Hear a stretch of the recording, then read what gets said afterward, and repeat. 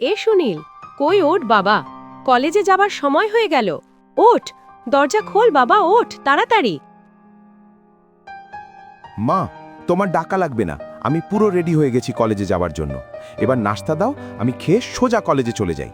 আমার লক্ষ্মী বাবা একদম রেডি হয়ে বসে আছে, আর আমি মনে করছি এখনো ঘুম থেকেই ওঠেনি।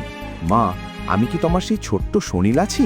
আমি এখন কলেজে পড়ি, আমি বড় হয়ে গেছি মা। আমার সোনা বাবুটা কত বড় হয়ে গেছে, আমি তো বুঝতেই পারিনি। ঠিক আছে, আমার এবার ছুটি নেবার পালা। একটা বউ নিয়ে এসো, আমার সব কাজকর্ম থেকে আমি নিষ্কৃতি পাই। আমি পায়ের উপর পা তুলে বসে বসে খাবো। মা, তুমি আবার বউ বউ করছো। আমি তো বিয়েই করব না, আমি সারা জীবন মায়ের আঁচলে থেকে যেতে চাই। তুমি কি সেটিও হতে দেবে না মা? হয়েছে হয়েছে, দেখা যাবে না।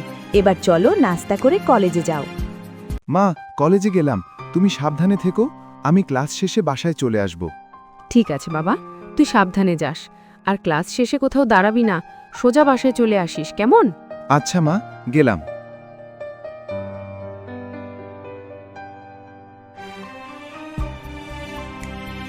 বন্ধুরা, আমার অপূর্ণ ভালোবাসার গল্প নিয়ে আসছি দেখতে।